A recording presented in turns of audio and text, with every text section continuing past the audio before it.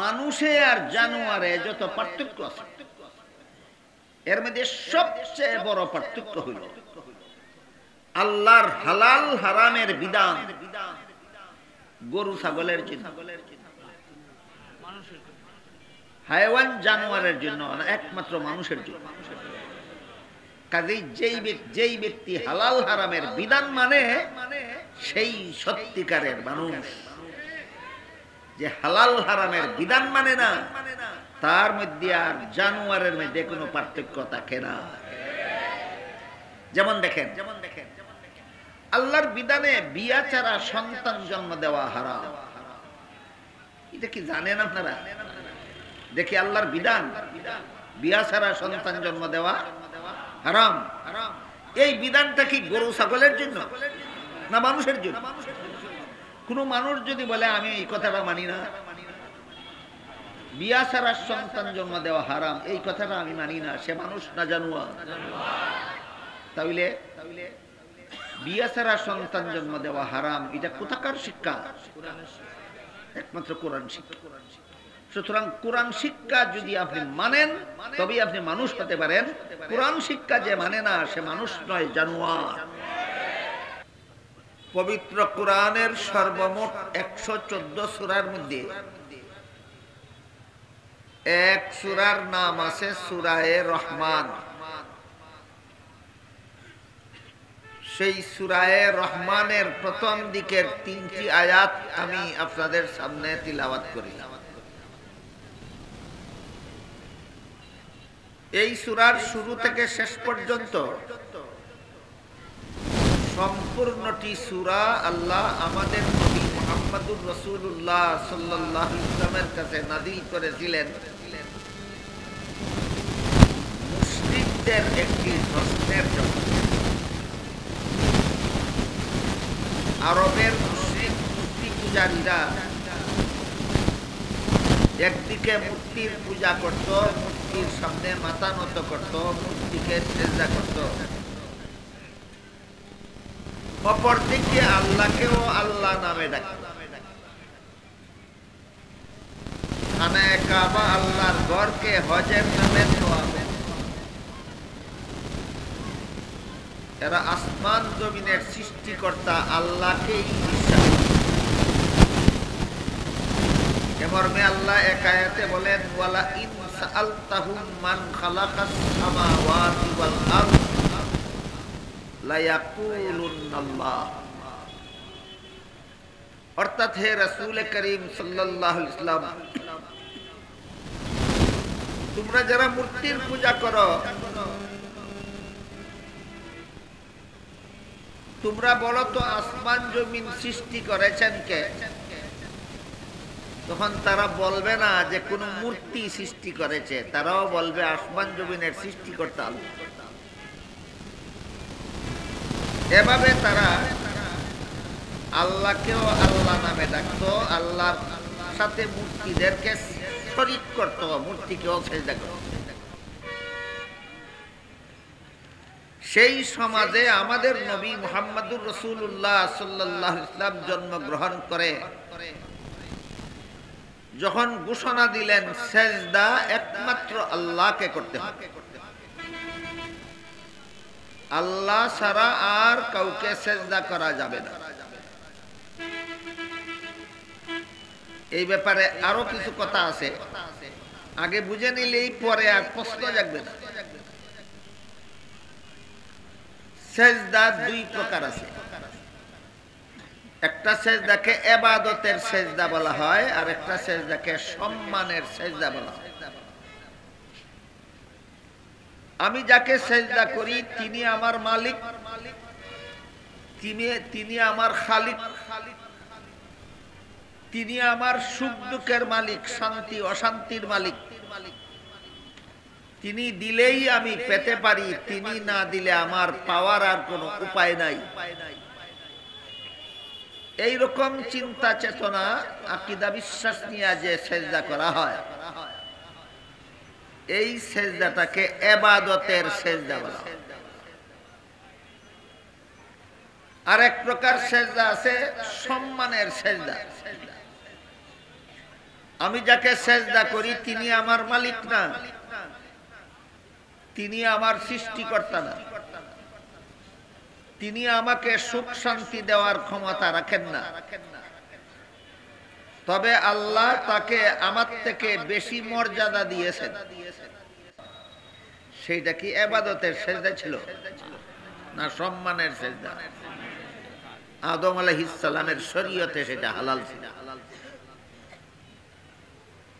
এমনকি আদম আলাইহিস সালাম থেকে নিয়ে ঈসা আলাইহিস সালাম পর্যন্ত সকল নবীগণের শরীয়তে আল্লাহ ছাড়া আর কাউকে সম্মানের সেজদা করা জায়েজ ছিল, হালাল ছিল।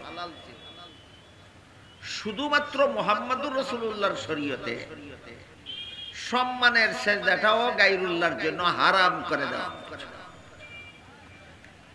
মুহাম্মদুর রাসূলুল্লাহর উম্মতের জন্য কোন সম্মানিত ব্যক্তিকে সম্মান করার জন্য সেজদা করা হারাম। বলেন তো, সম্মানিত ব্যক্তিকে সম্মান করার জন্য সেজদা করা অন্য নবীর শরীয়তে হারাম ছিল না শুধু আমাদের নবীর শরীয়তে হারাম? আমাদের নবীর শরীয়তে। আমাদের নবীর শরীয়তে যেই কাজটা সকল নবীর শরীয়তে হালাল ছিল, সেই কাজটাকে শুধু আমাদের নবীর শরীয়তে হারাম করা হলো কেন? একটা বিরাট রহস্যজনক কথা।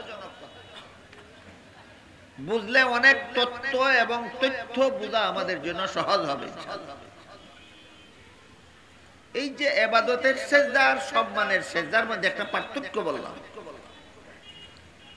এই পার্থক্য অনেক সময় অনেকের বুঝতে অসুবিধা হয়, কঠিন হয়। আবার অনেকে পার্থক্যটা বোঝার পরেও আস্তে আস্তে পার্থক্যটা ভুলে যায়। প্রথম প্রথম ইবাদতের সেজদাই সম্মানের সেজদাই করে, কিন্তু শেষ পর্যন্ত সম্মানের সেজদাটাকেই ইবাদতের সেজদাতে রূপান্তরিত করে।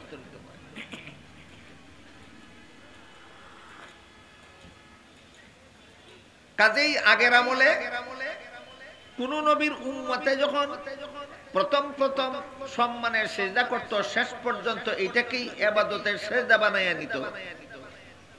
আল্লাহ আরেকজন নতুন নবী পাঠাইয়া তাদেরকে ইবাদতের সেজদা আর সম্মানের সেজদার পার্থক্য বুঝাই দিত। আবারও যখন কোন উম্মত দুই রকম সেজদাকে একাকার করে ফেলতো, আবার নতুন নবী পাঠাইয়া আল্লাহ দুই সেজদার পার্থক্য বুঝাই দিত। আবার এরকম করতো, আবার আল্লাহ নবী পাঠাইতেন, আবার এরকম করতো, আবার আল্লাহ। এই ভুলটা যদি মুহাম্মদুর রাসূলুল্লাহর উম্মতেও করে, নবী দুনিয়ার থেকে বিদায় হওয়ার কিছুদিন পরে যদি মুহাম্মদুর রাসূলুল্লাহর উম্মতেরা ইবাদতের সেজদা আর সম্মানের সেজদাকে একাকার করে ফেলে, তাইলে এদেরকে দুই সেজদার পার্থক্য বুঝাবার জন্য নতুন নবী পাঠাবার কোনো ব্যবস্থা নাই। তাই এই পথ চিরতরে বন্ধ করে দিয়ে আল্লাহ আমাদের নবীর শরীয়তে সম্মানের সেজদাকেও গায়রুল্লাহর জন্য হারাম করে দিলেন। এই তথ্যটা যারা জানে না, তাদেরকে আমাদের সমাজের একদল ভণ্ড পীর, যারা নিজেদের ভক্ত মুরিদানের সেজদা লয়, আছে কি এমন? যথেষ্ট পরিমাণ ভণ্ড পীর বাংলাদেশে আছে, যারা নিজেদের ভক্ত মুরিদানের সেজদা নেয়, সেজদা গ্রহণ করে এবং তার ভক্ত মুরিদানরা তার সেজদা করেও। এদেরকে যখন বলা হয় আল্লাহ ছাড়া আর কাউকে সেজদা করা হারাম, তখন এরা প্রশ্ন করে বসে, সেজদা করা আল্লাহ ছাড়া আর কাউকে সেজদা করা যদি হারাম হয়, তাহলে ফেরেশতারা যে আদমকে সেজদা করলেন সেটা হারাম ছিল না হালাল ছিল? আমার এতক্ষণের কথা যারা বুঝেছেন, আপনাদেরকে এই প্রশ্ন করে আর বিপদগামী করতে পারে। এই কথাগুলি না বুঝলে, জানা না থাকলে ভণ্ডরা এমন প্রশ্ন করে, এই ভণ্ড পীরদেরকে এদের ভক্ত মুরিদারা যে হারাম সেজদা করে সেটাকে হালাল করার দলিল দেওয়ার অপচেষ্টা করে আদমকে ফেরেশতাদের দ্বারা সেজদা করার বাধ্য করে।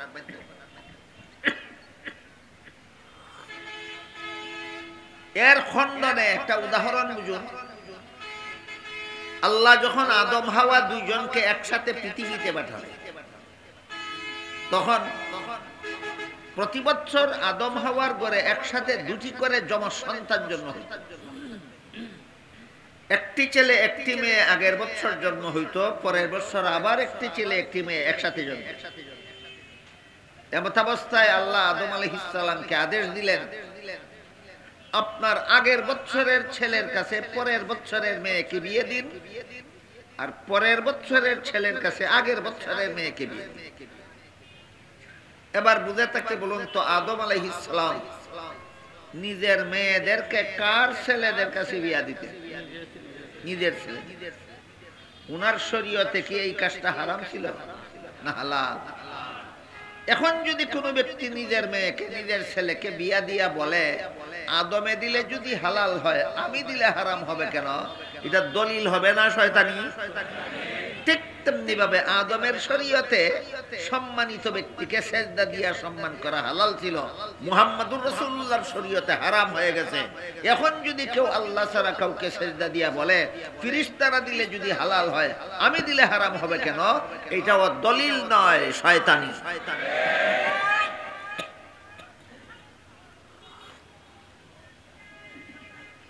এই ভণ্ড পীরদের এই সমস্ত ভণ্ডামি আর বিভ্রান্তিকর কার্যকলাপ এবং কথাবার্তার কারণে বাংলাদেশের লক্ষ লক্ষ মুসলমানের ঈমান আমল ধ্বংস হয়ে যাচ্ছে।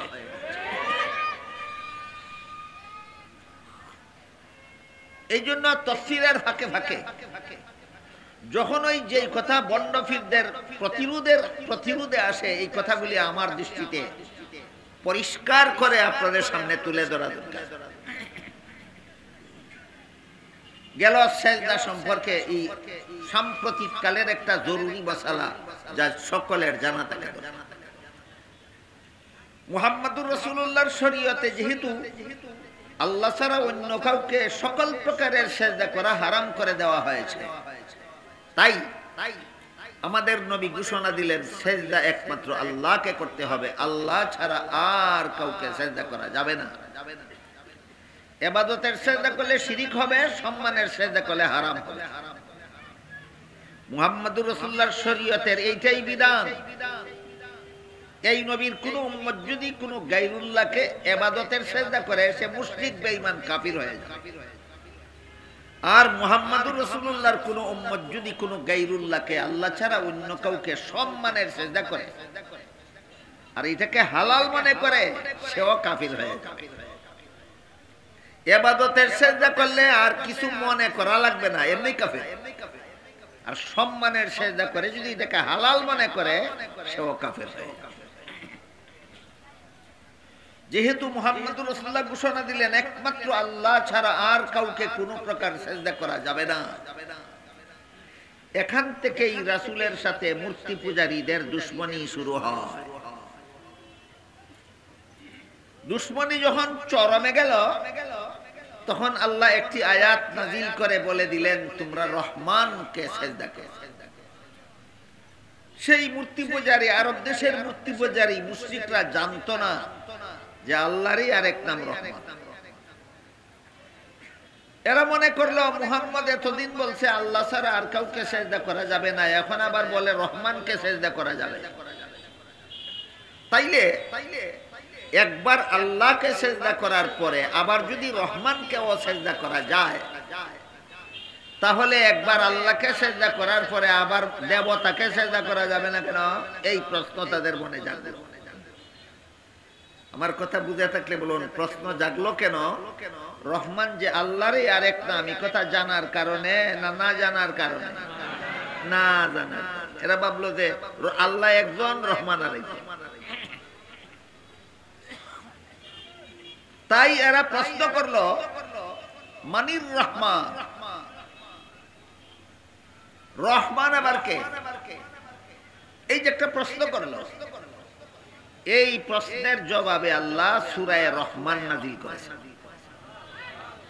এবং সূরার শুরু থেকে শেষ পর্যন্ত প্রতিটি আয়াতে আয়াতে আল্লাহ শুধু রহমানের পরিচয় দিয়েছেন। এই জন্য আল্লাহ সূরার নাম রেখেছেন সূরা রহমান। এই জন্য আল্লাহ সূরার নাম রেখেছেন সূরায়ে রহমান।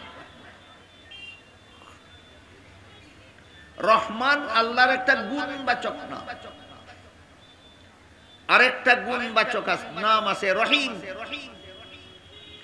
রহমানও আল্লাহর একটা গুণবাচক নাম, রহিমও আল্লাহর একটা গুণবাচক। আল্লাহর প্রসিদ্ধ নাম ৯৯টা, অপ্রসিদ্ধ নাম ১০,০০০-এর চেয়েও বেশি। এই সবগুলি নামের মধ্যে আল্লাহর একটি মাত্র নাম হলো ব্যক্তিবাচক নাম, যেই নামের দ্বারা আল্লাহর সত্তা বোঝায়, আল্লাহর অস্তিত্ব বোঝায়। এই নামটা হলো একমাত্র আল্লাহ। আর বাকি সবগুলি নাম আল্লাহর গুণবাচক নাম। এক একটা নামের দ্বারা আল্লাহর এক একটা গুণ বোঝায়, এক একটা নামের দ্বারা এক একটা গুণ বোঝায়। আল্লাহর গুণের তো শেষ নাই। তাইলে গুণবাচক নাম ৯৯টা হওয়ার মানে কি ৯৯ গুণের পরে আল্লাহর আর কোনো গুণ নাই? আল্লাহর তো গুণের কোনো শেষ নাই। তাহলে আল্লাহর গুণবাচক নাম যদি ১০,০০০ হয়ে থাকে, তাইলে কি ১০,০০০ গুণের পরে আল্লাহর আর কোনো গুণ নাই? এমন একটা প্রশ্ন জাগতে পারে। এই প্রশ্নের জবাব হইল, আল্লাহর যে সমস্ত গুণ আপাতত বান্দাদের বোঝা দরকার, এই সমস্ত গুণ বোঝাবার জন্য প্রসিদ্ধ ৯৯টা গুণবাচক নাম, অপ্রসিদ্ধ ১০,০০০ গুণবাচক নামের ঘোষণা দুনিয়াতে দেওয়া হয়েছে। আর বাকি গুণবাচক নামগুলি দুনিয়ার জীবনে তোমাদের জানার দরকার নাই, জানার কোনো প্রয়োজন নাই। এই কারণে যখন প্রয়োজন হবে তখন জেনে নিবে। আপাতত এই নামগুলি, এই গুণবাচক নামগুলির অর্থ বুঝো এবং সেই অনুপাতে তোমরা আল্লাহর ইবাদত করো, এটাই তোমাদের জন্য যথেষ্ট।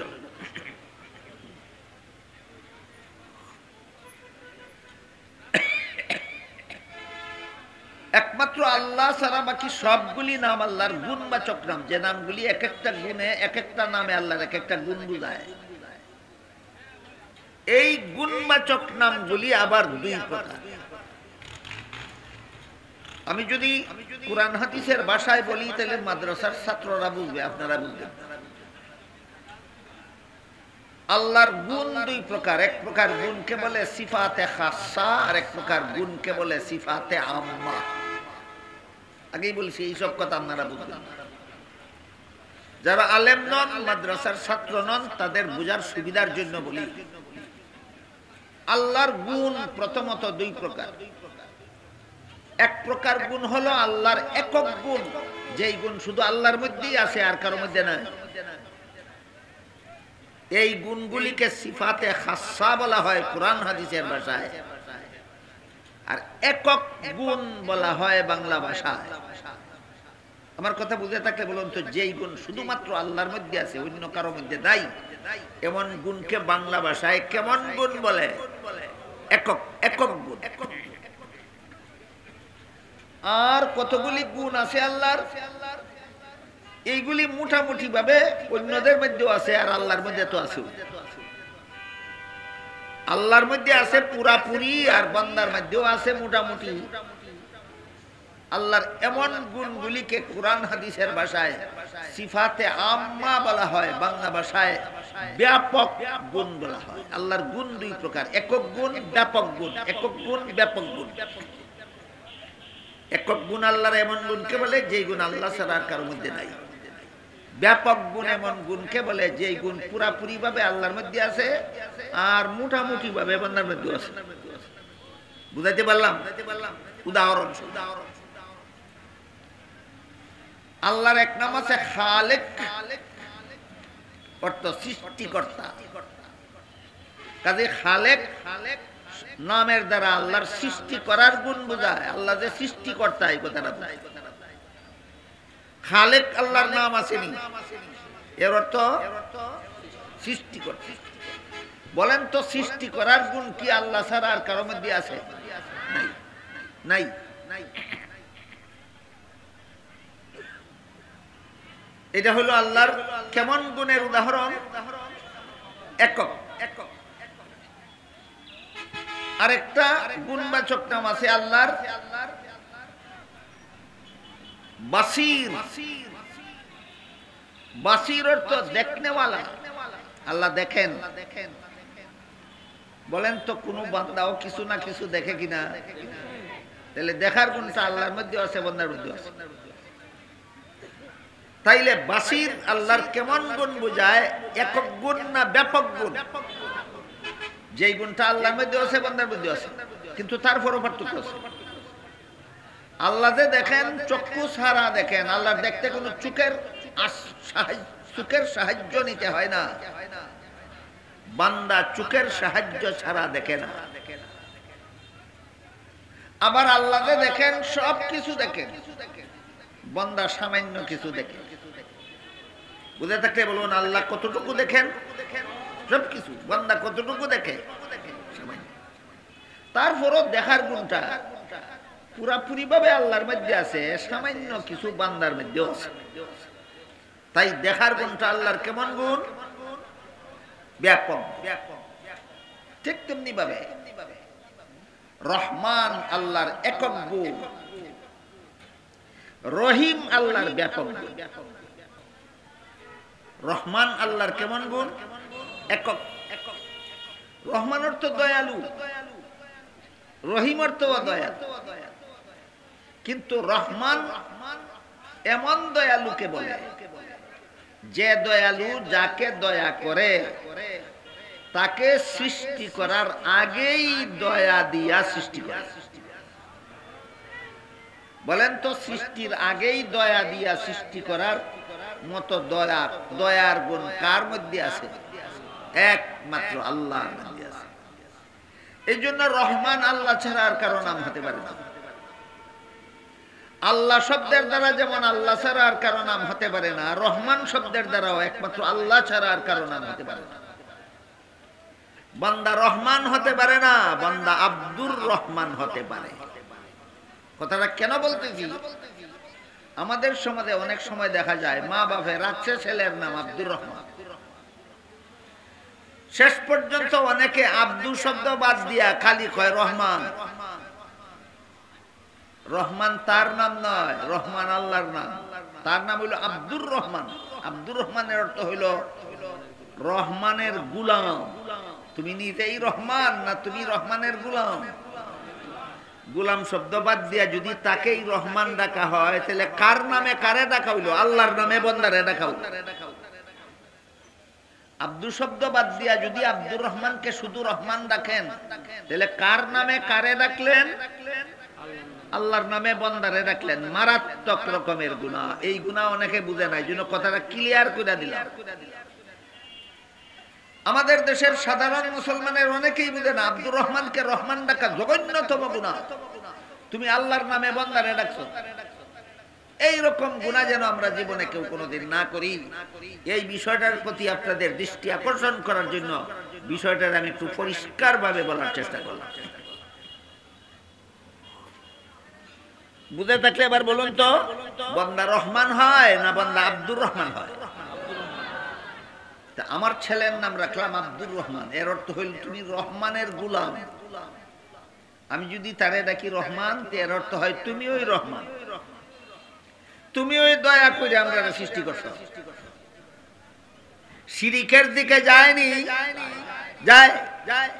শিরিক আপনার মনের মধ্যে আপনার ছেলেকে আল্লাহর সাথে শরীক দাস সাব্যস্ত করার ইচ্ছা না থাকলেও আপনার ব্যবহার শিরিকের দিকে চলে যায়। এই রকম শিরিকের দিকে টেনে নিয়ে যায় এমন জঘন্যতম গুনাহ থেকে সর্বস্তরের মুসলমানের সতর্কতার সাথে বিরত থাকা দরকার। গেল রহমান শব্দের একটা তাৎপর্য। আরেকটা একটু সামনে বলবো আমি, যদি আমাকে আল্লাহ সামর্থ্য দেয়, তৌফিক, স্বাস্থ্য ভালো থাকে, আর আপনারা মনোযোগে শুনেন। রহমান শব্দের অর্থ যদিও দয়াল, কিন্তু তার তাৎপর্যের মধ্যে অনেক রহস্য আছে, গুরুত্বপূর্ণ। কিন্তু রহিম শব্দটা আল্লাহর একক গুণ বোঝায় না, আল্লাহর ব্যাপক গুণ বোঝায়। রহমান শব্দের দ্বারা আল্লাহর একক দয়ার গুণ বোঝায়, রহিম শব্দের দ্বারা আল্লাহর ব্যাপক দয়ার গুণ বোঝায়। তাহলে রহিম একক গুণবাচক নাম না ব্যাপক গুণবাচক নাম? ব্যাপক। আল্লাহর একক গুণবাচক নামের দ্বারা কোন বান্দার নাম রাখা শিরিক, আল্লাহর ব্যাপক গুণবাচক নামের দ্বারা বান্দার নাম রাখা শিরিক নয়। এজন্যই মুহাম্মদুর রাসূলুল্লাহ সাল্লাল্লাহু আলাইহি ওয়াসাল্লামের যত নাম আছে এর মধ্যে এক নাম আছে রহিম। দেখেন আল্লাহর নামও রহিম, রাসূলের নামও রহিম। দেখেন কথা বলেন কি, আল্লাহর নামও রহিম, রাসূলের নামও রহিম। আল্লাহর নাম রহিম হওয়া সত্ত্বেও রাসূলের নাম রহিম কিভাবে হইল? শিরিক হইল না? না। কেন? রহিম আল্লাহর ব্যাপক গুণবাচক নাম, এই গুণ আল্লাহর মধ্যে আছে, বান্দার মধ্যে আছে। তাহলে রহিম কেমন দয়ালুকে বুঝায়? রহিম এমন দয়ালুকে বুঝায় যেই দয়ালু যাকে দয়া করলো তাকে সৃষ্টির পরে তাকে দয়া করে। সৃষ্টির পরে তো মা বাবাও সন্তানকে দয়া করে, বলেন? সৃষ্টি করার আগেই মা বাবা সন্তানকে দয়া করে না সৃষ্টির পরে? সৃষ্টির পরে তো স্বামীও তার স্ত্রীকে দয়া মায়া করে। সৃষ্টির পরে তো ভাই বোনকে, বোন ভাইকে দয়া মায়া করে। তাহলে যে দয়ালু যারে দয়া করে সৃষ্টির পরে দয়া করে এমন দয়ালুকে রহিম বলা হয়। আর যে দয়ালু যাকে দয়া করে সৃষ্টির আগেই দয়া করে এমন দয়ালুকে রহমান বলা হয়। সৃষ্টির আগে দয়া করার ক্ষমতা আল্লাহ ছাড়া আর কারো নাই। এই কারণে রহমান নাম আল্লাহ ছাড়া আর কারো হতে পারে না। সৃষ্টির পরে দয়া করার গুণ বান্দার মধ্যেও আছে, এই জন্য রাসূলের নামও আছে রহিম। আল্লাহর নামও রহিম, রাসূলের নামও রহিম। আল্লাহর মধ্যে উভয়টা দয়া। তিনি সৃষ্টির আগেও দয়া দিয়া বান্দাকে সৃষ্টি করেছেন, সৃষ্টির পরে আল্লাহর দয়া বন্ধ করে দিয়েছে না চালু রেখেছে। তাইলে আল্লাহ রহমানও রহিম, সৃষ্টির আগেও দয়া দিয়েছেন আমাদেরকে, সৃষ্টির পরেও দয়া দিয়ে যাচ্ছেন। আপনাদের মনে প্রশ্ন জাগতে পারে যে সৃষ্টির আগে আমাদের কি দয়া দিছে? সৃষ্টির আগে কি দয়াটা দিয়ে দিলেন? আমরা তো ছিলাম না, কারে দয়া করলেন, কিভাবে দয়া করলেন? সামান্য একটু বুঝার জন্য আবার দিচ্ছি। আল্লাহ পাক রব্বুল আলামিন কোরআনের এক আয়াতে বলেন, وَإِذْ قَالَ رَبُّكَ لِلْمَلَائِكَةِ إِنِّي جَاعِلٌ فِي الْأَرْضِ خَلِيفَةً। আল্লাহ বলেন স্মরণ করো সেই দিনের ঘটনা যেদিন তোমার রব আল্লাহ পাক রব্বুল আলামিন ফেরেশতাদেরকে বলেছিলেন, ও ফেরেশতারা, আমি নতুন একটা জাতি সৃষ্টি করব, নাম হবে মানুষ জাতি। বলেন সৃষ্টি করেছি বলেছিলেন না সৃষ্টি করব? তখনও মানুষের সৃষ্টি হয় নাই। আল্লাহ ফেরেশতাকে বললেন আমি মানুষ সৃষ্টি করব। ফেরেশতা জিজ্ঞাসা করলেন আপনি যে মানুষ সৃষ্টি করবেন তার স্বভাব চরিত্রটা কেমন হবে? তার আকৃতি প্রকৃতি, তার গুণ দোষ কি রকম হবে? আল্লাহ বললেন এই মানুষ জাতির স্বভাব চরিত্র এমন হবে, ইচ্ছা করলে আমার ফরমাবরদারি, আমার আনুগত্য, আমার বাধ্যতা স্বীকার করে নিয়ে ফেরেশতার চেয়েও শ্রেষ্ঠ মর্যাদার অধিকারী হতে পারবে। আর ইচ্ছা করলে আমার অবাধ্য হয়ে জানোয়ারের চেয়েও নিকৃষ্ট হয়ে যেতে পারবে। এটা তার ইচ্ছার উপর আমি ছেড়ে দেব। তুমি ইচ্ছা করলে আমার অবাধ্য চলে জানোয়ার থেকে নিকৃষ্ট হয়ে যাও, তোমার জন্য জাহান্নাম তৈরি করে রেখেছি। তুমি ইচ্ছা করলে আমার গোলামি করে ফেরেশতার চেয়ে শ্রেষ্ঠ হয়ে যাও, তোমার জন্য জান্নাত তৈরি করে রেখেছি। তাইলে মানুষ সৃষ্টি করার পর যারা আল্লাহর বাধ্য হয়ে জীবন যাপন করবে তাদের জন্য আল্লাহ জান্নাত সৃষ্টি করে রেখেছেন। এই যে মর্যাদাটা ফেরেশতার চেয়ে শ্রেষ্ঠ মর্যাদা যাকে আল্লাহ মানুষকে দিবেন, দেখি সৃষ্টি করার পরে বলেছেন না আগেই বলেছিলেন?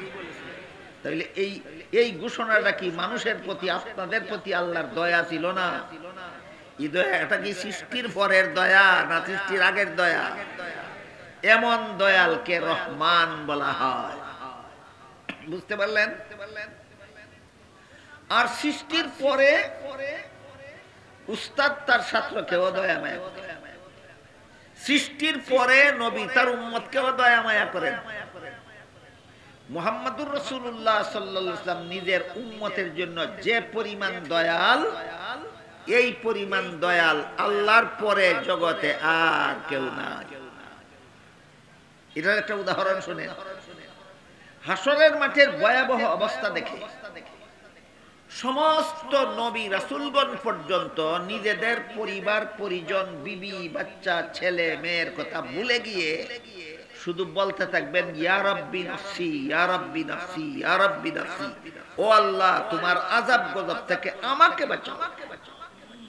সমস্ত নবীগণ বলবেন, তোমার আযাব গজব থেকে আমাকে বাঁচাও। শুধুমাত্র আমাদের নবী মুহাম্মদুর রাসূলুল্লাহ সেই মহাবিপদের সময় আল্লাহকে বলবেন, ইয়া রাব্বি উম্মতি, ইয়া রাব্বি উম্মতি, ইয়া রাব্বি উম্মতি। ও আল্লাহ, আজকের ভয়ঙ্কর আযাব গজব থেকে আমার উম্মতকে বাঁচাও, উম্মতকে বাঁচাও, উম্মতকে বাঁচাও।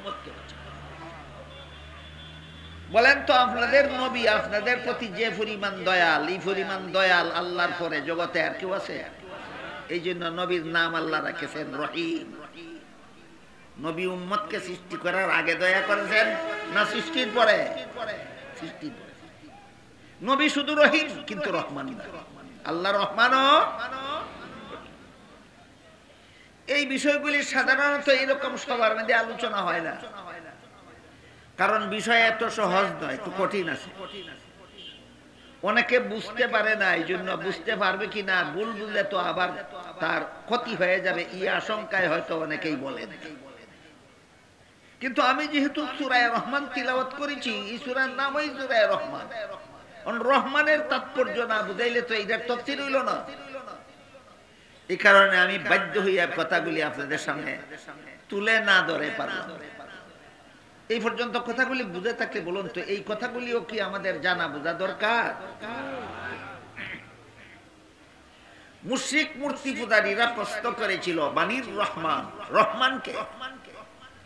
একবার বলো আল্লাহ ছাড়া কাউকে সেজদা করা যাবে না, আবার বলো রহমানকে সেজদা করতে হবে। তাই যদি হয়, একবার আল্লাহকে সেজদা করার পরে আবার যদি রহমানকে সেজদা করা যায়, তাইলে একবার আল্লাহকে সেজদা করার পর আবার দেবতাকে সেজদা করলে অসুবিধাটা কি? এই প্রশ্ন কেন জাগলো তাদের মনে? তারা জানতো না যে আল্লাহরই আরেক নাম রহমান। আল্লাহকে সেজদা করা যেই কথা, রহমানকে সেজদা করা সেই কথা। এই কথাটা তাদের জানা ছিল না, এই জন্য তারা প্রশ্ন করেছিল মানির রহমান।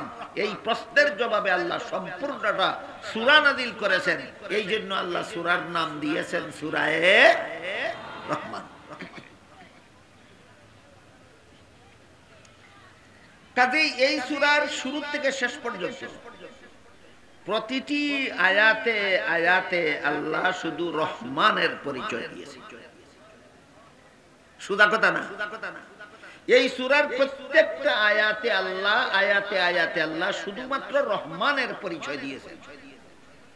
এবং প্রতিটি আয়াতে আয়াতে রহমানের পরিচয় দেওয়ার জন্য আল্লাহ গ্রামারগতভাবে এত চমৎকার একটা পদ্ধতি অবলম্বন করেছে। এই পদ্ধতিটার মজা বুঝতে পারবেন কোনো না কোনো ভাষার গ্রামার জানা থাকে। আমি আগে কয়েকটা ভাষার গ্রামারের সূত্র ধরে বলি আল্লাহ কেমন চমৎকার পদ্ধতিতে রহমানের পরিচয় দিয়েছে। আর যারা কোনো ভাষার গ্রামার বুঝেন না তাদের জন্য বলবো সকলের পরে, যারা কোনো ভাষার গ্রামার বুঝেন না তারা নীরবে শুনুন, সব পাবেন না বুঝলেও। আর যারা গ্রামার বুঝে এদেরকে গ্রামারের আলোকে বিষয়টা বুঝাইয়া পরে যারা কোনো গ্রামার জানে না এদেরকে আমি ইনশাআল্লাহ বুঝাবার চেষ্টা করবো, হতাশ হবেন না। যে কোনো ভাষায় কম পক্ষে দুইটা শব্দ লাগে একটা পরিপূর্ণ বাক্য গঠন করতে। যেমন আমি যাই, একটা পূর্ণ বাক্য হইল কিনা? কত শব্দের? এর কম শব্দ দিয়ে, এক শব্দ দিয়ে সাধারণত বাক্য হয় না। আবার অনেক সময় এই দুই শব্দমূলক বাক্যের প্রথমটা হয় নাম আর দ্বিতীয়টা হয় কাম। একবারে কাঁচা ভাষাই কইলাম। যেমন আমি যাই, আমি এটা সর্বনাম, নামের পরিবর্তে নামের স্থলাভিষিক্ত। আর যাই নাম না কাম, কাম। আমি শব্দ বাদ দিলে আরো সহজে বুঝবে। করিম খায়, বলেন করিম শব্দটা নাম না কাম? কাম নাম, আর খায়। এইরকম যদি বাক্য হয় যার প্রথম শব্দটা নাম হয়, বিশিষ্ট হয়, ইসিম হয়, নাউন হয়, তাহলে এমন বাক্যের প্রথম শব্দটাকে আরবি গ্রামারের নিয়মে মুবতাদা আর পরেরটাকে খবর বলা হয়। বাংলা ব্যাকরণের ভাষায় আগের শব্দটাকে উদ্দেশ্য আর পরেরটাকে বিদায় বলা হয়। ইংলিশ গ্রামারের পরিভাষায় প্রথম শব্দটাকে সাবজেক্ট আর দ্বিতীয় শব্দটাকে প্রেডিকেট বলা হয়।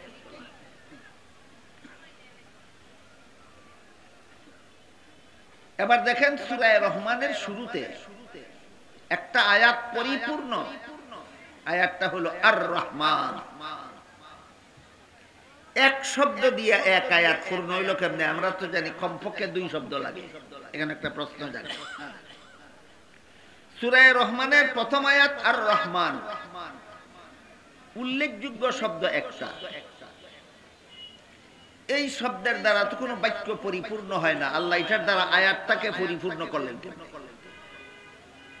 এই প্রশ্নের জবাবে মুফাসসিরিনে কেরাম তাফসীরের কিতাবে লিখেছেন, আল্লাহ এখানে এমন একটা পদ্ধতি অবলম্বন করেছেন যেই পদ্ধতিতে প্রতিটি আয়াতে আয়াতে শুধু রহমানের পরিচয় হবে। তা কিভাবে? মাদ্রাসার ছাত্ররা আগে শুনুন। আল্লাহ আর রহমান শব্দটাকে বানাইছেন মুবতাদা। প্রথম আয়াত মুবতাদা, দ্বিতীয় আয়াত জুমলা হইয়া বতাবিলে মুফরদ হইয়া ওই এক শব্দের স্থলাভিষিক্ত। এটাকে মাদ্রাসার পরিভাষায় কয় বতাবিলে মুফরদ। আর রহমান মুবতাদা, আর পরের আয়াত হইল খবরে আউয়াল, তারপরের আয়াত খবরে সানি, তারপরের আয়াত খবরে সালিস, তারপরের আয়াত খবরে রাবে, তারপরের আয়াত খবরে খামিস। এইভাবে প্রতিটি আয়াতকে এক একটা খবর বানাইয়া সবগুলি খবরের জন্য একটা মাত্র মুবতাদা বানাইয়া এই পদ্ধতিতে আল্লাহ প্রতিটি আয়াতে আয়াতে শুধুমাত্র রহমানের পরিচয় দিয়েছেন। এবার যারা বাংলা ব্যাকরণ বুঝো তোমরা শুনো। আর রহমান হইল উদ্দেশ্য, পরবর্তী আয়াত প্রথম বিদায়, তারপরের আয়াত দ্বিতীয় বিদায়, তারপরের আয়াত তৃতীয় বিদায়, তারপরের আয়াত চতুর্থ বিদায়, তারপরের আয়াত পঞ্চম বিদায়। এভাবে সূরার শেষ আয়াত পর্যন্ত প্রতিটি আয়াতকে একটি করে বিদায় সাব্যস্ত করে, সবগুলির জন্য একটি মাত্র উদ্দেশ্য সাব্যস্ত করে। এই পদ্ধতিতে আল্লাহ প্রতিটি আয়াতে আয়াতে শুধুমাত্র রহমানের পরিচয় দিয়েছেন। এবার যারা ইংলিশ গ্রামার বুঝো তোমরা শোনো। আর রহমান শব্দটাকে আল্লাহ সাবজেক্ট সাব্যস্ত করেছেন।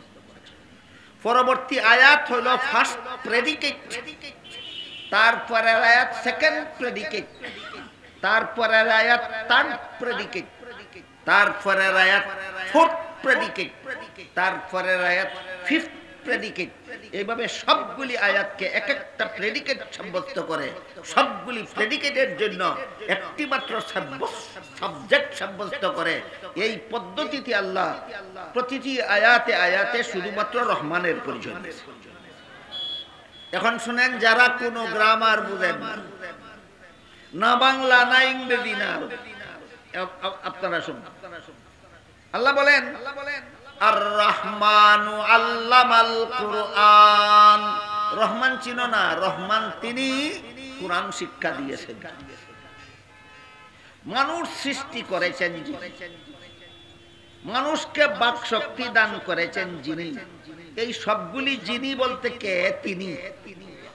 রহমান সবগুলি জিনি বলতে এই প্রত্যেকটা আয়াতে আয়াতে জিনি আছে, একটা জিনি। রহমানকে কুরআন শিক্ষা দিয়েছেন যিনি, রহমানকে মানুষ সৃষ্টি করেছেন যিনি, রহমানকে মানুষকে বাকশক্তি দান করেছেন যিনি। এবার বলুন প্রতিটি আয়াতে আয়াতে কার পরিচয় হইল? রহমানের পরিচয়। এইভাবে যেহেতু আল্লাহ সূরার শুরু থেকে শেষ পর্যন্ত প্রতিটি আয়াতে আয়াতে রহমানের পরিচয় দিয়েছেন, এই জন্য আল্লাহ সূরার নাম রেখেছেন সূরায়ে রহমান।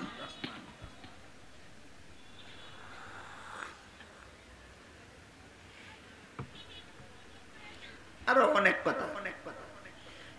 তাফসীর শুরু করার আগেই সূরা রহমান প্রসঙ্গে অনেকগুলি পূর্ব কথা আছে, সবগুলি একদিনে বলার মতো সময় সুযোগ আমার নাই।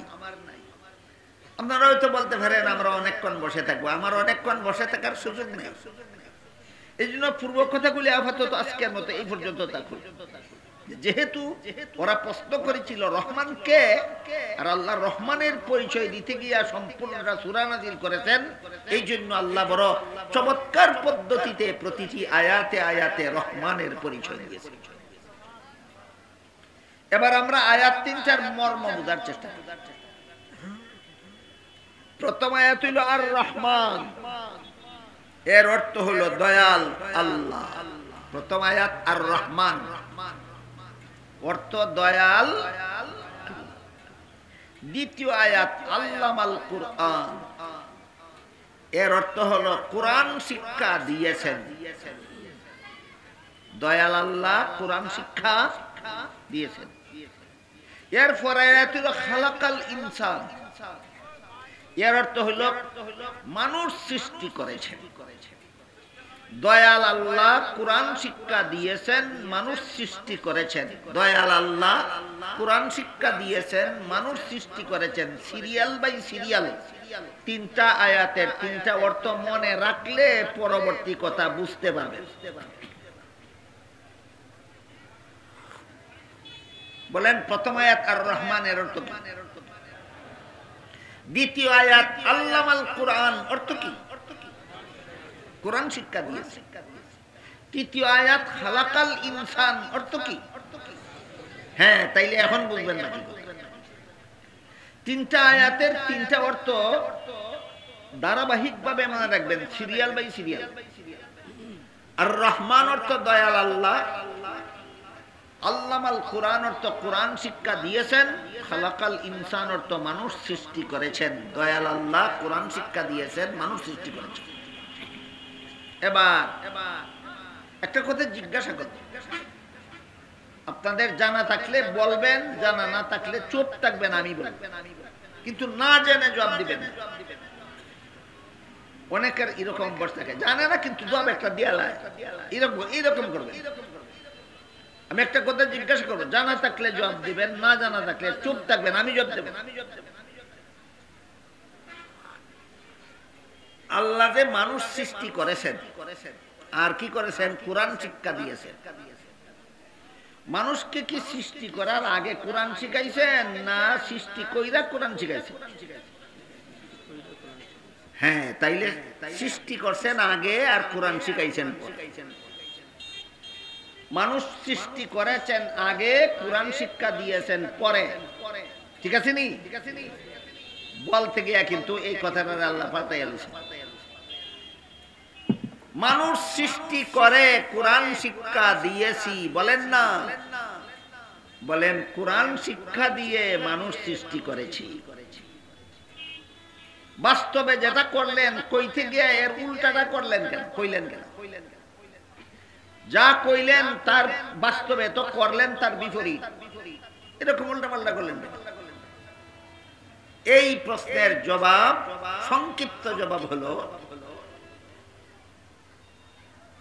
জগতে যত শিক্ষা আছে কোনটা আছে ডাক্তার করার শিক্ষা। আপনারা কি কেউ বলতে পারেন বাংলাদেশের কোন শিক্ষা প্রতিষ্ঠানে ডাক্তার গড়া হয়? মেডিকেল কোন শিক্ষা প্রতিষ্ঠানে ডাক্তার গড়া হয়? মেডিকেল। জগতে যত শিক্ষা আছে কোন শিক্ষা আছে ডাক্তার বানানির শিক্ষা?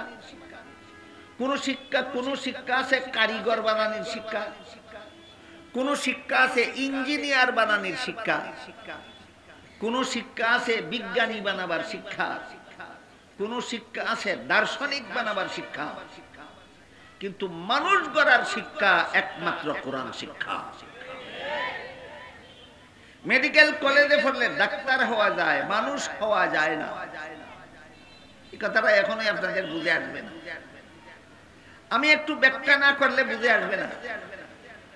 মেডিকেল কলেজে লেখাপড়া করলে খুব ভালো ডাক্তার হওয়া যেতে পারে, কিন্তু মানুষ গড়ার কোন শিক্ষা মেডিকেল কলেজে না। এমনকি দুর্ভাগ্যবশত বাংলাদেশের primary school, high school, college, varsity যত জাগতিক শিক্ষা প্রতিষ্ঠান আছে, একটার মধ্যেও মানুষ বানাবার শিক্ষা নাই। কবি বানাবার শিক্ষা আছে, সাহিত্যিক বানাবার শিক্ষা আছে, ভৌগোলিক বানাবার শিক্ষা আছে, ঐতিহাসিক বানাবার শিক্ষা আছে, গণিতবিদ বানাবার শিক্ষা আছে, ভাষাবিদ বানাবার শিক্ষা আছে, কিন্তু মানুষ গড়ার শিক্ষা একমাত্র কোরআন শিক্ষা।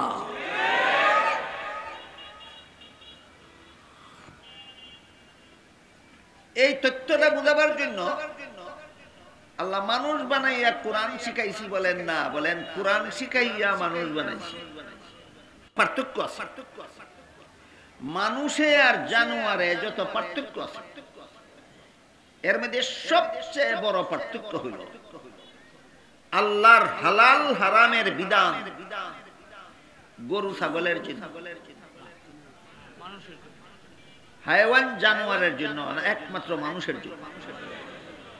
কাজেই যেই ব্যক্তি হালাল হারামের বিধান মানে সেই সত্যিকারের মানুষ। যে হালাল হারামের বিধান মানে না, তার মধ্যে আর জানোয়ারের মধ্যে কোনো পার্থক্য থাকে না। যেমন দেখেন আল্লাহর বিধানে বিয়া ছাড়া সন্তান জন্ম দেওয়া হারাম। এটা কি জানেন আপনারা? দেখি আল্লাহর বিধান বিয়া ছাড়া সন্তান জন্ম দেওয়া হারাম। এই বিধানটা কি গরু ছাগলের জন্য না মানুষের জন্য? কোন মানুষ যদি বলে আমি এই কথাটা মানি না, বিয়া ছাড়া সন্তান জন্ম দেওয়া হারাম, এই কথাটা আমি মানি না, সে মানুষ না জানোয়ার? তাহলে বিয়া ছাড়া সন্তান জন্ম দেওয়া হারাম, এটা কোথাকার শিক্ষা? একমাত্র কোরআন শিক্ষা। সুতরাং কোরআন শিক্ষা যদি আপনি মানেন তবে আপনি মানুষ হতে পারেন। কোরআন শিক্ষা যে মানে না সে মানুষ নয়, জানোয়ার। এই কথাটা বুঝাবার জন্য আল্লাহ মানুষ বানাইয়া কোরআন শিখাইছি বলেন না, বলেন কোরআন শিখাইয়া মানুষ বানাইছি।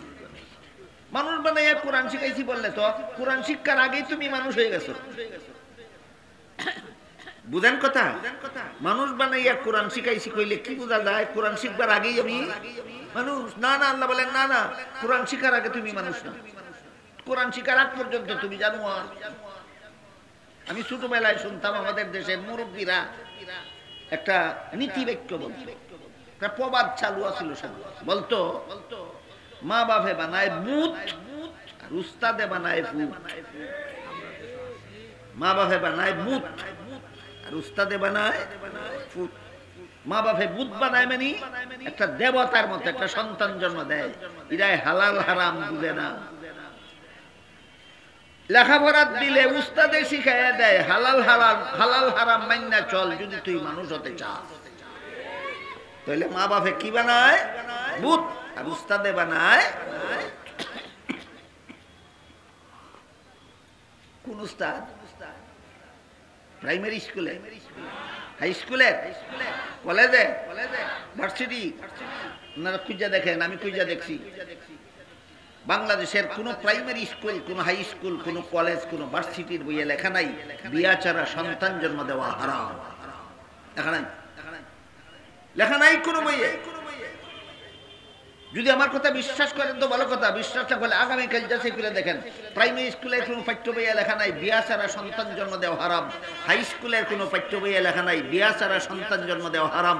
কলেজের কোনো পাঠ্য বইয়ে লেখা নাই বিয়া ছাড়া সন্তান জন্ম দেওয়া হারাম। ভার্সিটির কোনো পাঠ্য বইয়ে লেখা নাই বিয়া ছাড়া সন্তান জন্ম দেওয়া হারাম। সুতরাং এগুলি মানুষ গড়ার শিক্ষা নয়।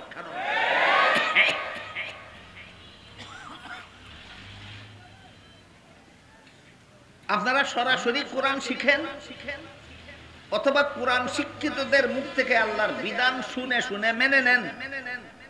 একমাত্র আপনারাই মানুষ।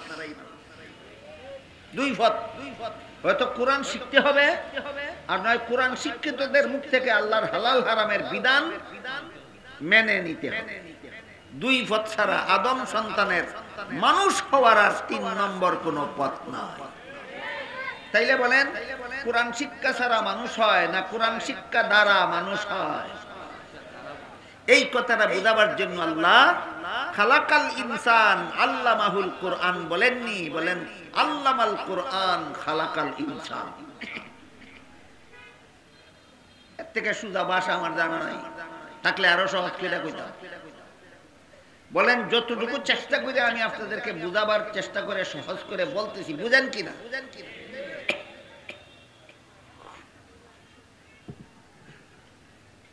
কোরআন শিক্ষার ছোঁয়া যাদের অন্তরে লাগে না তারা বড় শিক্ষিত হতে পারে কিন্তু মানুষ হতে পারে না। এর কয়েকটা উদাহরণ দেব, শুনুন কয়েকটা উদাহরণ। ১ নম্বর উদাহরণ হলো বর্তমান দুনিয়ার সবগুলি ইহুদি খ্রিস্টানদের দেশ। বর্তমান দুনিয়াতে যতগুলি ইহুদি খ্রিস্টানের দেশ আছে সবগুলি ইহুদি খ্রিস্টানের দেশের শিক্ষা ব্যবস্থা বাংলাদেশের শিক্ষা ব্যবস্থার থেকে অনেক শক্তিশালী, অনেক উন্নত মানের। আমার এই কথাটা কি আপনারা যাচাই না করে বিশ্বাস করতে পারবেন না? অনেক উন্নত। আমি যাচাই করে দেখছি। আমি লন্ডনের শিক্ষা ব্যবস্থা যাচাই করে দেখেছি, আমি আমেরিকার শিক্ষা ব্যবস্থা দেখেছি, আমি কানাডার শিক্ষা ব্যবস্থা দেখেছি।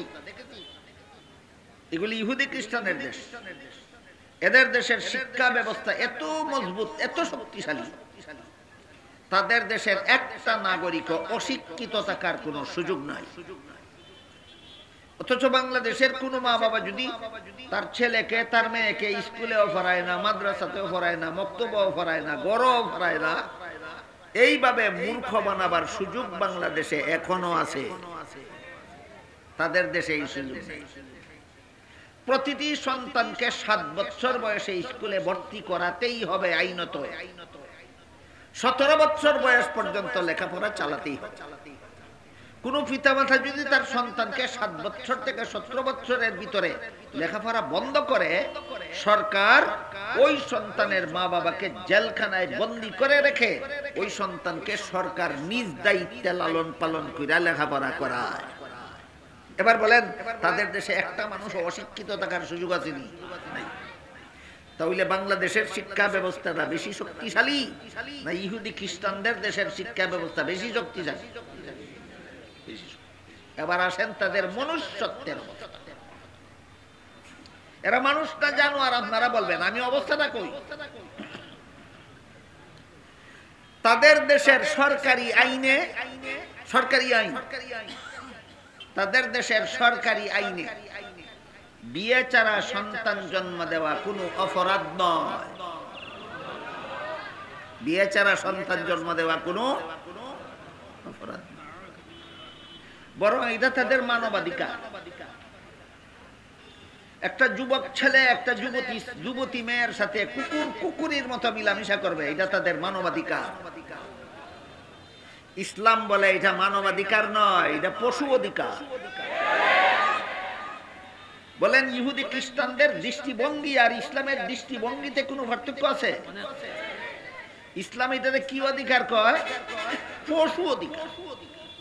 একটা কুত্তা যদি বিয়া ছাড়া একটা কুত্তার সাথে মিলামিশা করতে চায়, এটা তার অধিকার, আপনার বাধা দেওয়ার অধিকার না।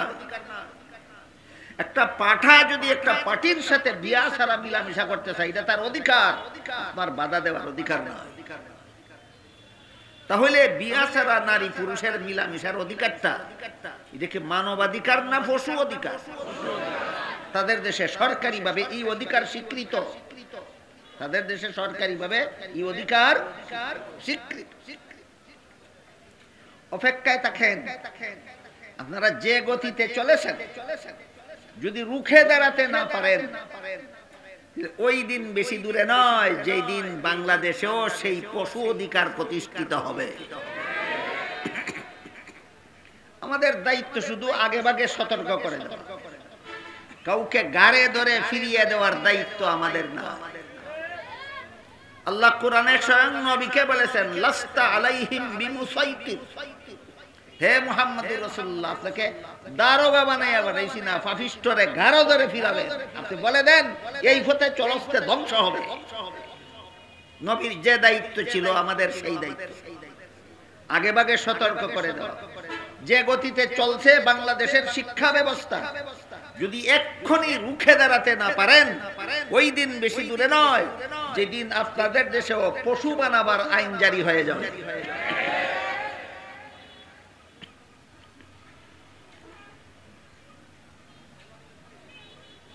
নয়া একটা কিতাব বলে ভাইট্য বই লেখা হয়েছে ট্রান্সজেন্ডার। শুনছেন কেউ? ট্রান্স মানে লিঙ্গ পরিবর্তন, ট্রান্স মানে পরিবর্তন, আর জেন্ডার মানে লিঙ্গ, লিঙ্গ পরিবর্তন। ইহুদিদের দেশে এটা চালু আছে, সরকারি আইনে এটা বৈধ। খ্রিস্টানদের দেশে সরকারি আইনে ট্রান্সজেন্ডার বৈধ, অপরাধ না। ট্রান্সজেন্ডার কয় তাদের ভাষায়, ইংলিশ ভাষায়, বাংলা এর অর্থ হলো লিঙ্গ পরিবর্তন। লিঙ্গ পরিবর্তন মানে পুরুষে তার পুরুষ লিঙ্গ কাটতে ফেলাইয়া অপারেশন করিয়া মহিলাদের মতো পেশাবের রাস্তা বানাই নিব। এরপর থেকে এই পুরুষটারে মহিলা গণ্য করা হবে। আর মহিলারা নিজের স্তন দুইটা কাটতে ফেলাইয়া রান থেকে এক টুকরা গোশত নিয়া ওই পেশাবের রাস্তার পাশে অপারেশন করে ফিট করে দিব, সিলাই করে, রক্ত কানেকশন হইয়া এটা টিকে যাবে। এরপরে থেকে এই মহিলাটা পুরুষ গণ্য হবে। এই ট্রান্সজেন্ডারের দুইটা সিস্টেম আছে, একটা অপারেশনের মাধ্যমে, সার্জারি মাধ্যমে, আর একটা হইল কল্পনার মাধ্যমে। যেসব শয়তানি আর পশুত্ব চলছে ইহুদি খ্রিস্টানের দেশে, বাংলাদেশে আমদানি করার পায়তারা আরম্ভ হয়ে গেছে। এই সমস্ত পশুত্বমূলক কাজ ইহুদি খ্রিস্টানদের দেশে চালু হয়ে গেছে, বাংলাদেশে আমদানি করার শয়তানি শুরু হয়ে গেছে। আমরা যেন মুখে তালা দিয়া বসা থাকি আর আপনাদেরকে গুমো ফেলে যেন বাংলাদেশের 17 কোটি মুসলমানকে যেন ওরা জানোয়ার বানিয়ে ফেলতে পারে। এই মুহূর্তে মৌলবীদের দায়িত্ব মুখে তালা দাও না, জানোয়ার বানাবার আগে মানুষদেরকে সতর্ক করো, ইহুদি খ্রিস্টানের মতো জানোয়ার হইও না। এই ট্রান্সজেন্ডার দুই প্রকার, একটা ওই যে কইলাম অপারেশনের মধ্যে, আর একটা কাল্পনিক। কাল্পনিকটা কেমন? পুরুষের লিঙ্গ পুরুষের জায়গায় থাকবে, এটা কাটতে ফেলবে না, শুধু সে কল্পনা করবে আমি আজকের থেকে মহিলা। মহিলাদের স্তন থাকবে, পেশাবের রাস্তা থাকবে, কোনো অপারেশন হবে না, শুধু কল্পনা করবে আজকের থেকে আমি পুরুষ। এইভাবে যেদিন থেকে একটা পুরুষ কল্পনা করলো আজকের থেকে আমি মহিলা, সরকারি আইনেও সে মহিলা গণ্য হবে। সরকারি আইনেও সে এই সমস্ত অসভ্যতা, এই সমস্ত অশ্লীলতা, এই সমস্ত পশুত্ব বাংলাদেশের হাই স্কুলে ছাত্র ছাত্রীদেরকে শিক্ষা দেওয়ার শয়তানি শুরু হয়ে গেছে। আপনাদের কারো খবর আছে শয়তানি দেশে শুরু হয়ে গেছে? খবর আছে নি? মুখে কলা দিয়া বসে থাকার সময় না 17 কোটি মুসলমানের একসাথে গর্জে ওঠার সময়। ওরা ওদের ছেলে মেয়েরা জানোয়ার বানাইছে, মুসলমান ছেলে মেয়েরা তোরা জানোয়ার বানাইস না।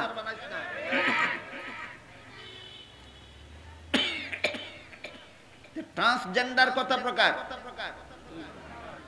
সার্জারি সিস্টেম, কল্পনার। আচ্ছা বলেন তো, একটা পুরুষ যদি কল্পনা করে আমি নারী, নারী হয়ে গেল না? খেয়ালি পোলাও। এবার আসেন সার্জারির ব্যাপার। সার্জারি কইরা যেই পুরুষটা তার লিঙ্গ কেটে ফেলে দিল, আর অপারেশন কইরা প্রশস্ত একটা পেশাবের রাস্তা সৃষ্টি করে দিল, এই লোকটার পেটের ভিতরে কি আল্লাহ গর্ভতলী সৃষ্টি করে দিছেন? সন্তান গর্ভে ধারণ করতে পারবে? তাইলে সার্জারির মাধ্যমে যে ট্রান্সজেন্ডার যেটা হয় এটাও কি বাস্তব না ধোঁকা? এই শয়তানি কর্মকাণ্ডটা বাংলাদেশের স্কুলগুলিতে আরম্ভ হয়ে গেছে।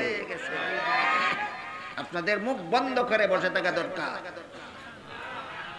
না, 17 কোটি মুসলমান একসাথে গর্জে ওঠা দরকার। এবার আসেন মূল কথার দিকে যাই। তাদের দেশে, ইহুদি খ্রিস্টানদের দেশে শিক্ষা ব্যবস্থা দুর্বল বলেছিলাম না, অনেক শক্তিশালী। এবার আসেন তাদের মনুষ্যত্বের অবস্থা। তাদের দেশে সরকারি আইনে বিয়ে ছাড়া সন্তান জন্ম দেওয়া কোনো অপরাধ নয়। এই কারণে মেয়েরা বিয়ার আগেই কয়েক সন্তানের মা হইয়া যায়। যে কোনো অপরাধই নাই, এটা কোনো দোষ না। এমনকি তাদের দেশে সন্তানের জন্ম নিবন্ধন বাবার নামে হয় না, মায়ের নামে হয়। এর কারণ হইল এই সন্তানের মা আগের রাত্রে মিলামিশা করলো একটা পুরুষের সাথে হোস্টেলে, পরের রাত্রে মিলামিশা করলো একটা পুরুষের সাথে পার্কে, এরপরের রাত্রে মিলামিশা করলো আরেকটা পুরুষের সাথে ক্লাবে, এরপরের রাত্রে মিলামিশা করলো আরেকটা পুরুষের সাথে সমুদ্র সৈকতে, এরপরের রাত্রি মিলামিশা করলো আরেকটা পুরুষের সাথে জঙ্গলে। এগুলি আমার চোখের দেখা ঘটনা বলছি। এই মিলামিশায় যে বাধা দিবে সে জেলে যেতে হবে। মা বাপের চোখের সামনে মেয়ে ঘর থেকে বের হয়ে একটা ছেলের সাথে চলে যায় পথে কাটা মিলামিশা করার জন্য। মা বাপে বাধা দিলে মা বাপের জেলখানায় বন্দী করে দেবে। কয় মানবাদী করে বাধা দিলে কেন? কাজেই ফার্স্ট রাতে ফার্স্টটা পুরুষের সাথে মিলামিশা করার পর 3 মাস পরে 2 মাস পরে ধরা পড়লো মেয়েটা গর্ভবতী। আমার কথা বুঝে থাকলে বলুন, একাধারে ফার্স্ট রাতে কটা পুরুষের সাথে মিলামেশা করছিল? 2 মাস পরে যখন মেডিকেল এক্সামিনে ধরা পড়লো গর্ভবতী, কোন পুরুষের গর্ভ তার পেটে? গর্ভবতী নিজে কি বলতে পারবে? নিজেই জানে। তাহলে সন্তানের জন্ম নিবন্ধন বাপের নেব কোন বেটার কাছ থেকে ফেটো বাচ্চা লইছে এটাই তো নিজেও জানে না। আমার কথা বুঝে থাকলে এবার আপনাদের সুনামগঞ্জ শহরের অলিতে গলিতে রাস্তায় ঘাটে কুকুরি ঘোরাফেরা করে। কোন কুকুরি কোন সময় বাচ্চাও দেয়? কোন কুকুরির বাচ্চা কেউ ফালতেও নেয় না? নেয় না কেউ? কোন সময়ও নেয়? আপনি কি কুকুরের বাচ্চা চিনে নেন না কুকুরির বাচ্চা চিনে নেন? বাচ্চা বাপের নামে পরিচয় হয় না মায়ের নামে পরিচয় হয়? তাহলে বাচ্চা বাপের নামে পরিচয় না হইয়া মায়ের নামে পরিচয় হওয়া দেখে মানুষের বাচ্চার প্রমাণ না কুত্তির বাচ্চার প্রমাণ? তাইলে আবার বলেন, ইহুদি খ্রিস্টানদের দেশে মানুষের বাচ্চা মানুষের মতোই জন্ম হয় না কুত্তির বাচ্চার মতো জন্ম হয়? কেন? তাদের দেশে শিক্ষা ব্যবস্থা দুর্বল। শক্তিশালী শিক্ষা ব্যবস্থা যে দেশে, এই দেশে মানুষ কেন কুত্তির বাচ্চার মতো বাচ্চা জন্ম দেয়? একমাত্র কারণ কোরআন শিক্ষার ছোঁয়া লাগেনি তাদের অন্তরে।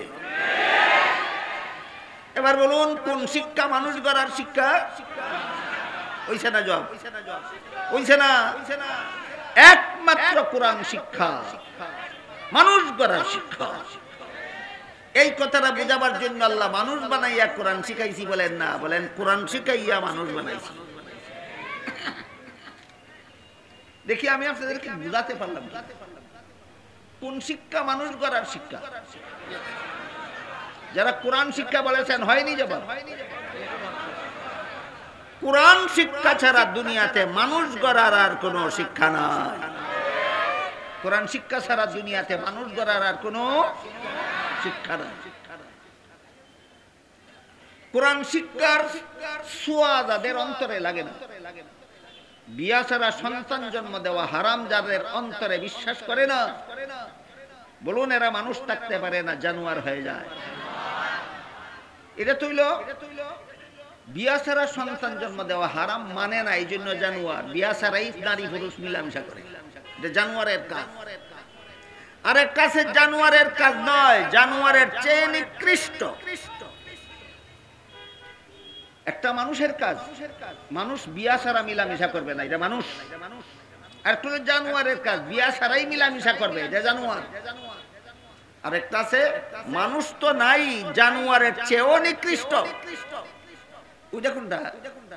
এটা হইল কোন পাঠা কোনদিন পাঠার সাথে সঙ্গম করতে দেখা যায় না, কোন কুত্তা কোনদিন আরেকটা কুত্তার সাথে সঙ্গম করতে দেখা যায় না।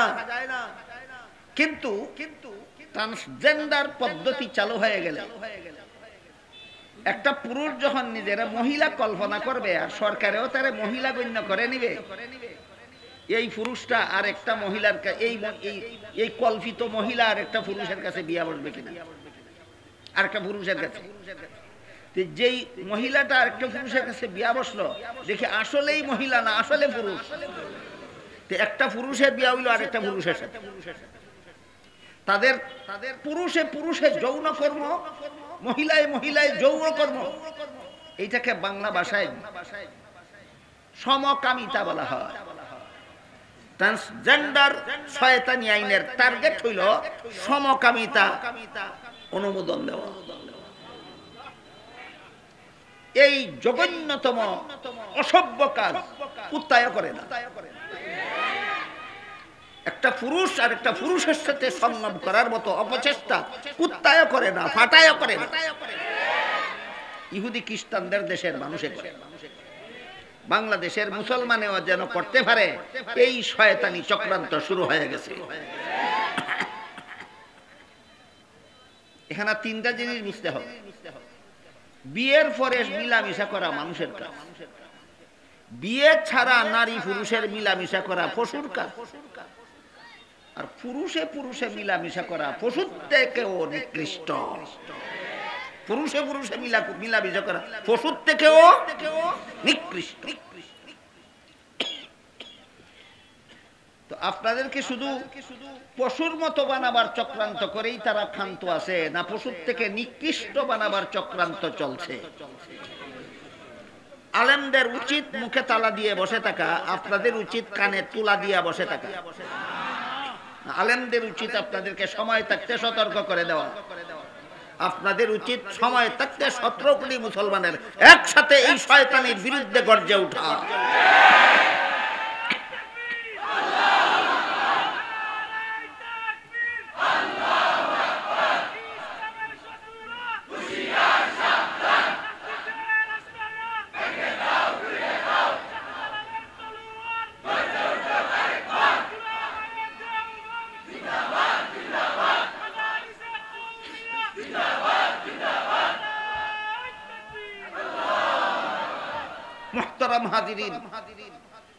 ইহুদি খ্রিস্টানদের দেশের অবস্থা আপনাদেরকে বললাম, এবার আপনারা দেশে একটু অবস্থা করি। আপনারা কোন দেশ? ইন্ডিয়া, পাকিস্তান?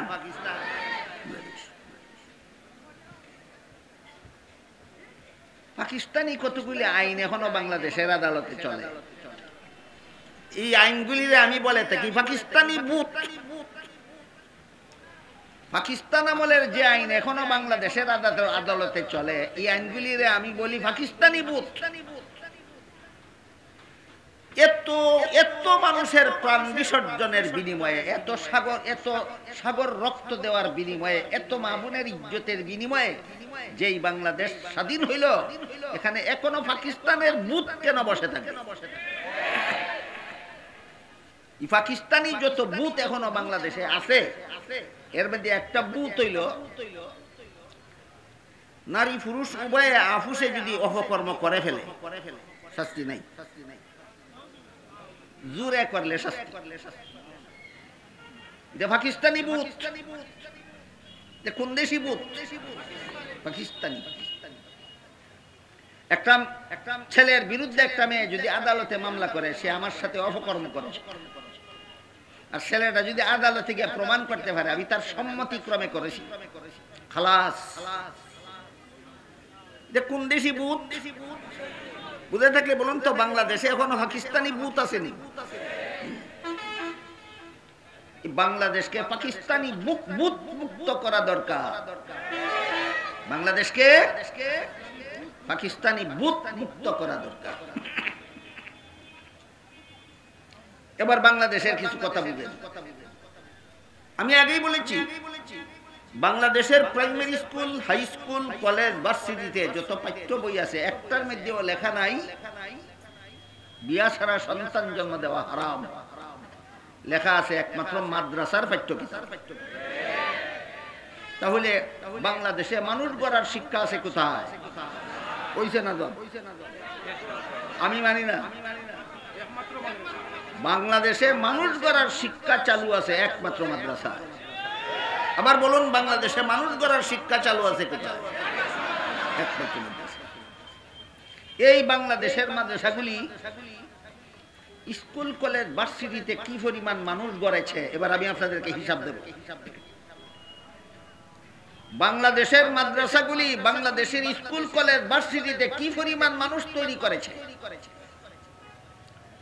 বাংলাদেশের স্কুল, কলেজ, ভার্সিটির কোন বইয়ে বিয়া ছাড়া সন্তান জন্ম দেওয়া হারাম কথাটা লেখা না থাকা সত্ত্বেও আমার মনে হয় বাংলাদেশের স্কুল, কলেজ, ভার্সিটি পড়ুয়া প্রতি লাখ মুসলমান ছাত্র ছাত্রীদের মধ্যে ৯৯,৯৯৯টা ছাত্র ছাত্রী মনে প্রাণে বিশ্বাস করে বিয়া ছাড়া সন্তান জন্ম দেওয়া হারাম। পরে কই স্কুলে, পরে কই কলেজে, পরে কই ভার্সিটি বিশ্বাস করে কি বিয়া ছাড়া সন্তান জন্ম দেওয়া হারাম। পাইলো কই কথাটা? এদের পাঠ্য বইয়ে লেখা ছিল। পাইলো কই? মানে কেন? এবার এটা বুঝে। দেখেন আপনাদের মাথার উপর সামিয়ানার নিচে অনেকগুলি বাতি জ্বলে, এই যে স্টেজে জ্বলে। এই সমস্ত জ্বলন্ত বাতির আলো লাগে আপনাদের গায়ে, আমার গায়ে। এই জন্য আমি আপনাদের দেখি, আপনারা আমাকে দেখেন। দেখা যায় আমাকে? বলেন তো আমাকে দেখা যায় কেন? আমার গায়ে বাতি জ্বলে না জ্বলন্ত বাতির আলো লাগে? ঠিক তেমনি ভাবে বাংলাদেশে মানুষ গড়ার শিক্ষার বাতি জ্বলে একমাত্র মাদ্রাসায়। সেই বাতির আলো লাগে গিয়া স্কুল, কলেজ, ভার্সিটি পড়ুয়া মুসলমান ছাত্র ছাত্রীদের অন্তরে। এই জন্য বাংলাদেশের স্কুল, কলেজ, ভার্সিটি পড়ুয়া মুসলমান ছাত্র ছাত্রীরা ইহুদি খ্রিস্টানদের দেশের কলেজ, ভার্সিটি পড়ুয়া ছাত্র ছাত্রীদের মতো জানোয়ার হতে পারে না। কোন শিক্ষার সুদূর প্রসারী আলো? একমাত্র কোরআন শিক্ষার সুদূর প্রসারী আলো। লাখের মধ্যে কতজন কইছি?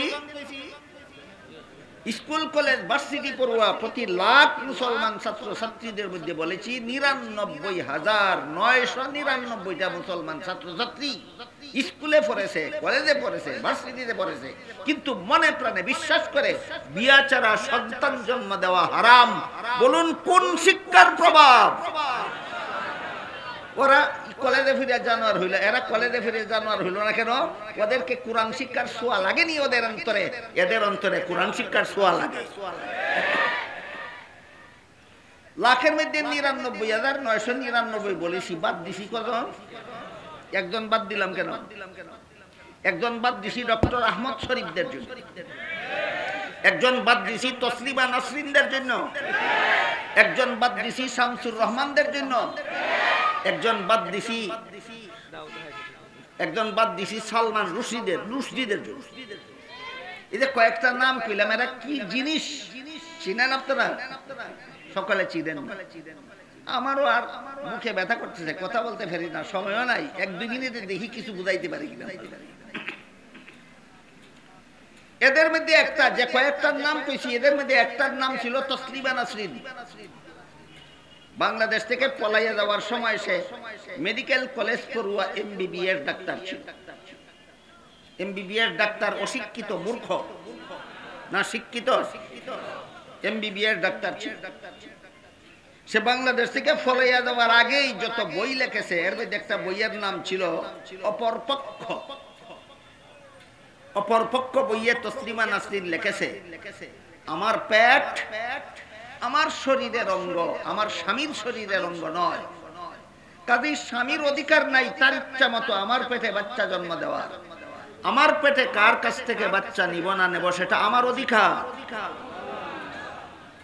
একটা পুরুষকে স্বামী বানাইয়া তার বাচ্চা পেটে নিবে না, যেখান থেকে মনে চায় সেখান থেকে তার পেটে বাচ্চা নিবে।